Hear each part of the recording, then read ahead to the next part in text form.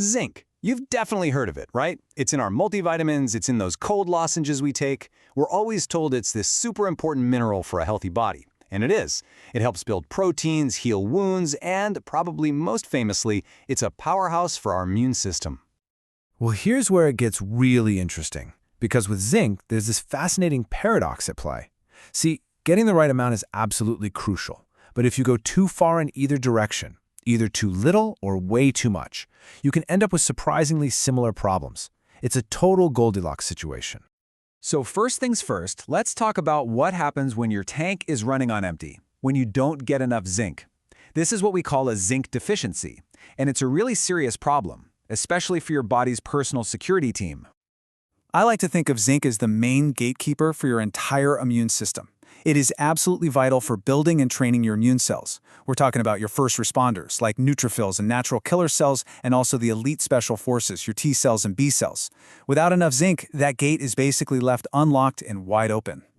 So how would you even know if you're running low? Well, the signs can be pretty telling. According to the National Institutes of Health, a deficiency can mean you're getting sick all the time. Cuts and scrapes just refuse to heal. You might see hair loss, or even lose your sense of taste or smell. It really shows you just how much your body relies on it to protect and repair itself.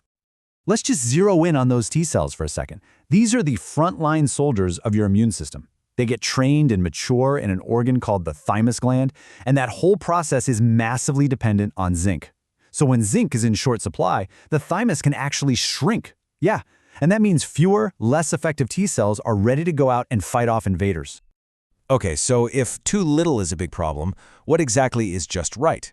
Where's that sweet spot where zinc does all its amazing work without causing any trouble? You know, you might be surprised at how little we're actually talking about here. For most guys, it's just 11 milligrams a day, and for women, it's only 8. And to put that into perspective for you, a single bowl of some fortified breakfast cereals can cover that completely. So the key isn't a giant amount, it's just hitting that small target consistently. And here's the good news. For most of us, this is pretty easy to do just through our diet. Oysters are the undisputed heavyweight champions of zinc, no question. But you don't have to be eating seafood every day. A nice balanced diet with some red meat, chicken, or even plant-based sources like beans and nuts will usually get you exactly where you need to be. So, what's a real tangible benefit of getting your zinc levels right? How about this one? On average, the right amount of zinc can shorten how long you have a common cold by more than 2 days. I mean, that is a huge difference when you're feeling miserable and stuck on the couch. But, and this is a big but, here's the fine print. To get that powerful cold-fighting effect, the research points specifically to high-dose lozenges. We're talking more than 75 milligrams a day, and you've got to start taking them the second you feel that first little tickle in your throat. Now, this is a therapeutic dose. It's way, way beyond the daily recommendation, and it leads us right into the other side of our paradox. And this is where our story takes a really sharp turn. Because while zinc is essential, once you cross a certain line, it can flip from being a helpful gatekeeper to a pretty harmful saboteur. This is the number you need to burn into your memory, 40 milligrams per day. That is the official tolerable upper intake level for adults.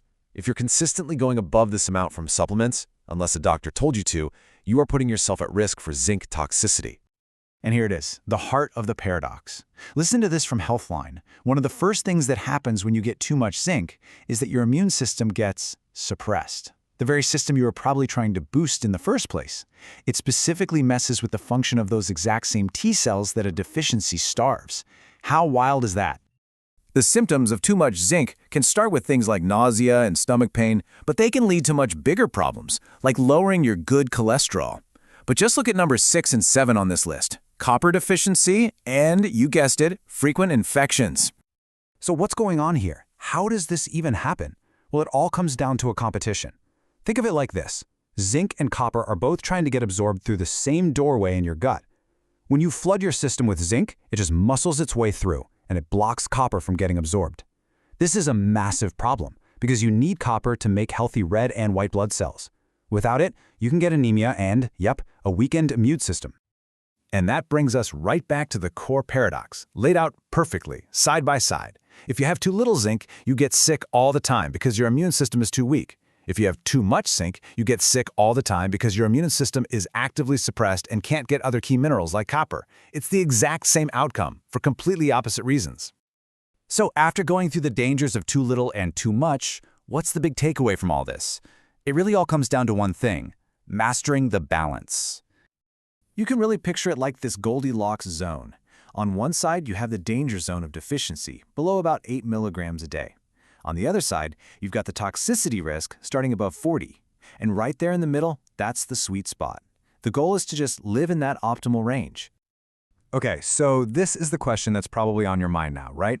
After hearing about all the benefits and the very real dangers, is taking a zinc supplement a good idea? With an essential mineral this powerful, balance really is everything. Now, most people can get everything they need from food, but some people might be at risk for a deficiency. The thing is, just blindly taking a supplement can so easily push you into that danger zone. So before you grab that bottle of zinc off the shelf, the best thing you can do is talk to a healthcare professional. Because when it comes to your immunity, the line between your body's best friend and its worst enemy is surprisingly and incredibly thin.